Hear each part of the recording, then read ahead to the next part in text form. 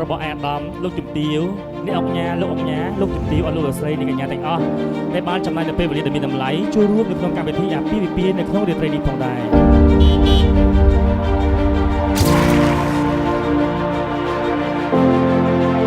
សូម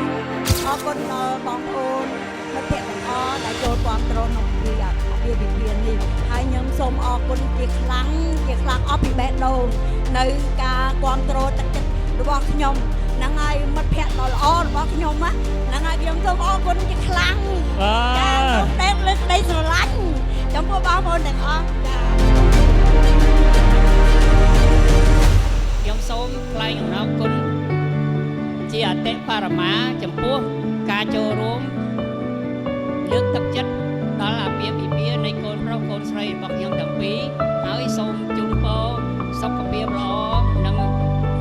សុវត្ថិភាពគ្រប់បែបយ៉ាងរបស់អស់លោកអ្នកដែលបានអញ្ជើញចូលរួមក្នុងពិធីមង្គលការរបស់យើងខ្ញុំថ្ងៃនេះសូមអរគុណ